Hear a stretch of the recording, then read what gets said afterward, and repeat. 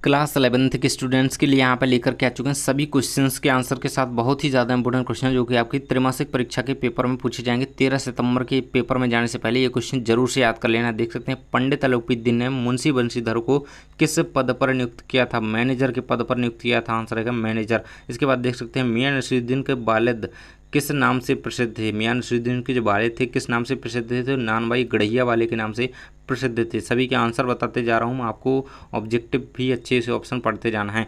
तेरे दिमाग में तो लोहा भरा है रे, विद्या का ताप कहाँ लगेगा? इसका आंसर रहेगा आपका, नीचे आंसर दिया गया है त्रिलोक सिंह का। यहाँ पे इन्होंने कहा था ये। अगले देख सकते हैं, अगला क्वेश्चन है आपका, भारत।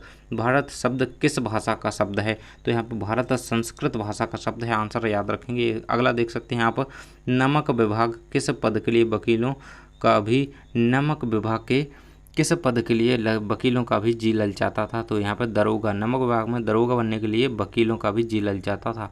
आंसर याद रखेंगे। अगला क्वेश्चन है आपका, नमक के बोरों में भरी गाड़ियाँ किसकी थीं? तो यहाँ पे आलोपीदीन, पंडित आलोपीदीन की। नानबाइयों का मसीहा कौन है? तो मियां नसीरुद्दीन को नानबाइयों का मसीहा कहा जाता है। याद रखेंगे, मियां नसीरुद्दीन को क्या कहा जाता है? नानबाइयों का मसीहा। याद रखेंगे, आंसर मोस्ट इम्पोर्टेंट है, आंसर याद रखेंगे।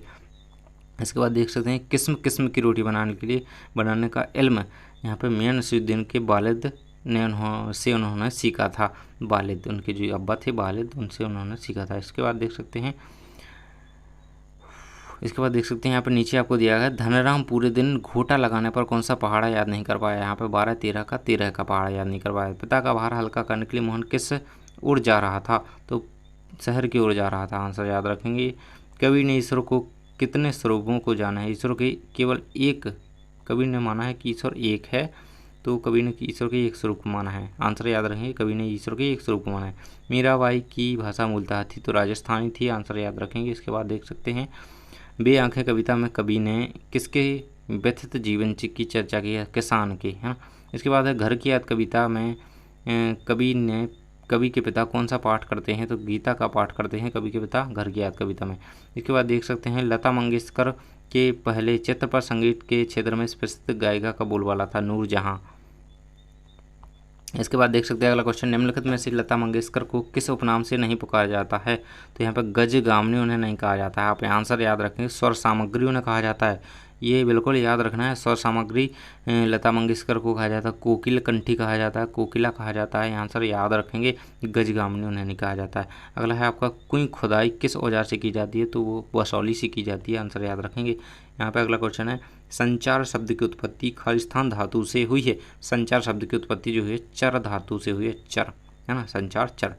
अगला क्वेश्चन है, जनसंचार का सबसे लोकप्रिय और प्रभावशाली माध्यम है? तो इंटरनेट है जनसंचार का सबसे लोकप्रिय प्रभावशाली। टेढ़ी खीर मुहावरे का अर्थ, टेढ़ी खीर मुहावरे का अर्थ है आपका कठिन कार्य होता है। इसके साथ ही आप और अन्य मुहावरों का अर्थ भी कर लेंगे, जैसे कि मैं आपको बता दूंगा कि फूले ना समाना मुहावरे का अर्थ क्या है, तो वो भी याद रख लेंगे।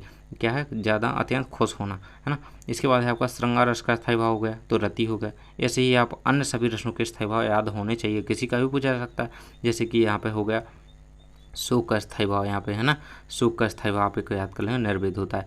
इस प्रकार सभी कर लेंगे। कवित्री का शुद्ध वर्तनी क्या है? तो आपको अशुद्ध वर्ड दे दिए जाते हैं, आपको शुद्ध याद करने हैं। तो कवित्री का शुद्ध है कव प्लस त्री। यहाँ पे आंसर रहेगा आपका घ नंबर का ऑप्शन, कवित्री, है ना। यहाँ पे देख सकते हैं, अगला क्वेश्चन है, महाकाव्य में कम से कम कितने सर्ग होने चाहिए? तो महाकाव्य में कम से कम 8 सर्ग होने ही चाहिए। आंसर रहेगा। इसके बाद है, रसंगम वाक्यम काव्यम, ये आचार्य विश्वनाथ की परिभाषा है, यहाँ पे दिया गया है आंसर, है ना। देख सकते हैं, अगला क्वेश्चन है आपका, यहाँ पर रिक्त स्थान स्टार्ट होते हैं आपके। क्वेश्चन है आपका, कबीर भक्ति काल की खालिस्तान धारा के कवि हैं? तो निर्गुण भक्ति धारा के कवि हैं। इसके बाद है, मीराबाई ने खालिस्तान से अपनी अनन्यता व्यक्त की है। भगवान श्री कृष्ण से खालिस्तान को प्रकृति का सुकुमार कवि कहा जाता है। सुमित्रानंदन पंत को भवानी प्रसाद मिश्र, तो देखिए भवानी प्रसाद मिश्र जो हैं खालिस्तान से अलंकृत हैं, तो पद्मश्री एवं गालिब पुरस्कार से अलंकृत हैं। मुंशी प्रेमचंद की जीवनी कलम के सिपाही के लेखक हैं, तो कौन है? इसका आंसर जरूर से कंप्लीट कर लेंगे। मियां नसीरुद्दीन ने खालिस्तान बनाने का हुनर सीखा था, तो यहाँ पर नानबाई बनाने का हुनर इन्होंने सीखा था, इसलिए तो उन्हें नानबाइयों को मसीहा कहा जाता है, याद रखेंगे। इसके बाद है, बचपन से ही बड़ा बुद्धिमान था, कौन? मोहन था, धनराम नहीं था, मोहन था। लता जी की लोकप्रियता का मुख्य मर्म क्या है? उनका गान पान। आंसर याद रखेंगे, उनका गान पान जो है उनकी लोकप्रियता का मुख्य मर्म है।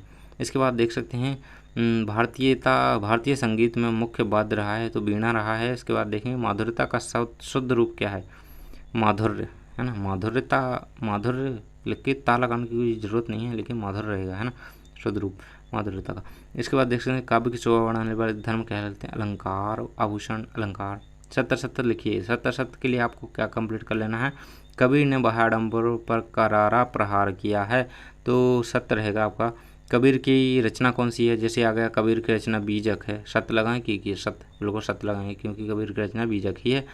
मीरा के गुरु नरसिंह मेहता थे, तो असत्य रहेगा। इसके बाद है किसान के पास उजरी नामक एक गाय थी, बिल्कुल सही है। पंडित तलउपीदीन लक्ष्मी जी पर अखंड विश्वास करते थे, जो है सत्य। इस प्रकार से आपके सभी आंसर दिए गए हैं, लिखे हैं, देख लीजिए और याद कर लीजिए, है ना।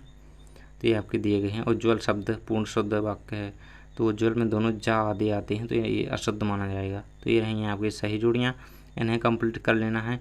यहाँ पर दी गई हैं, देखिए रही आप ये सभी, इनके शायद आंसर नहीं दिए गए हैं। देखिए मैं बता, मासिक वेतन क्या होती है, मासिक वेतन देखिए कुछ नीचे दिए गए हैं, कुछ अलग अलग ही तो दिए गए हैं ना। राजस्थान की रजत बूंदें अनुपम मिश्र से मिल जाएगी। मासिक वेतन क्या है, एक पूर्णमासिक का चांद ही होता है मासिक वेतन, है ना। तो कुमार गंधर्व संगीत के क्षेत्र में लता का स्थान, कालिदास सम्मान, कुमार गंधर्व अव्वल। इस प्रकार से आपके ये हो जाएंगी। रात दिन क्या होता है, रात दिन मुहावरे करते हैं यहाँ पे। तीन तिरह होना, अंधे की लाठी एकमात्र सहारा रहेगा। दिन रात बिखर जाना, दिन रात में है आपका द्वंद्व समास। तीन तरह होना, बिखर जाना। इस प्रकार से ये रहेंगे, ये कंप्लीट रहेंगे आपके इस प्रकार से, है ना। सही बताए हैं मैंने। आगे देख सकते हैं उपमेय का निषेध कर उसमें उपमान, तो ये अपहुंती अलंकार होता है आपका। उपमेय का निषेध कर उसमें उपमान का आरोप लगाया जाए, तो वहाँ पर अपहुंती अलंकार होता है। महाकाव्य कौन सा है आपका, रामचरितमानस है। श्लेष का अर्थ होता है चिपका हुआ। तो इस प्रकार से आप इसकी सही जोड़ियाँ याद रखेंगे। तो इसके बाद एक वाक्य शब्द में उत्तर, कबीर ने पुस्तकीय ज्ञान की अपेक्षा किस ज्ञान को प्रमुखता दी है, तो व्यवहारिक ज्ञान को कबीर ने प्रमुखता दी है। विष का प्याला किसने भेजा है, तो राणा ने भेजा है। इसके बाद सुमित्रानंद पंत किस युग के कवि माने जाते हैं, सुमित्रानंद पंत जो हैं छायावादी कविता के कवि माने जाते, छायावादी युग के कवि माने जाते हैं। ये आपका अगला क्वेश्चन रहा है, ये सभी क्वेश्चन कंप्लीट कर लीजिए। देखिए इस प्रकार से आपके 2 अंक के जो क्वेश्चन दिए गए हैं ना कंप्लीट कर लेंगे, है ना। तो ये सभी सारे क्वेश्चन आपके बहुत ही ज़्यादा इंपॉर्टेंट हैं, इन सभी को आपको कंप्लीट कर ही लेना है ना। ये सारे रहे क्वेश्चन, एक भी क्वेश्चन में से नहीं छोड़ना है। 3 अंक की रहा ये आपके, ये 4 अंक के क्वेश्चन रहे, है ना। आप इनका कर लेंगे। यहाँ पे आपको सुमित्रानंद पंत का पूछा गया है और भवानी प्रसाद मिश्र का पूछा गया। आपको प्रेमचंद का कर लेना है ज़रूर से। प्रेमचंद का जैसे हो गया आपके में से, प्रेमचंद का कर लेंगे और आप कबीर का भी कर लेंगे, है ना। कबीर का आपको कर लेना है। कुंवर नारायण का भी कर सकते हैं, कबीर का जरूर से कर लेंगे और प्रेमचंद का कर लेंगे, है ना। दिया भी गया है आपको यहाँ पे मुंशी प्रेमचंद, तो इनका कर ही लेंगे क्योंकि ये ही पूछे जाते हैं, बार बार आते हैं। संतों देखत जग बोराना, ये रही आपकी व्याख्याएँ। इसके बाद नमक का विभाग आपके वालिद, ये रही आपके दोनों की संदर्भ प्रसंग सहित गद्यांश की व्याख्या। 5 अंकीय क्वेश्चन जो आपका बनेगा, 5 अंकीय क्वेश्चन के रूप में आपको क्या करनी है, ये देखिए 4 अंक में ही आनी है आपकी ये, लेकिन आपको लाउड स्पीकर पकड़ लेनी है। मैं आपको बताऊं तो सबसे अच्छी आपको एक ट्रांसफ़र यानी कि टीसी की एप्लीकेशन कंप्लीट कर लेनी है ना। टीसी की एप्लीकेशन जरूर से कंप्लीट कर लेंगे छात्र, स्थानांतरण प्रमाण पत्र के लिए। यहाँ पर देख सकते हैं, और ये सभी तो करने नहीं है, लेटर जरूर से करें एक अलग से। यहाँ पर देख सकते हैं आपके निबंध के लिए आपको ये कुछ टॉपिक बताए गए हैं, इन पर आपको 250 शब्दों में निबंध रखना है। तो अनुशासन पर करना चाहिए सबसे पहले, तो विद्यार्थी जीवन में अनुशासन। और कंप्यूटर आज की उपयोगिता पर कर लेंगे, विज्ञान का वो पूछा जाता है, तो आपको अनुशासन पे विशेष ध्यान देना है, अनुशासन का याद कर लेंगे। थैंक्स फॉर वॉचिंग, मिलते हैं अगले वीडियो में।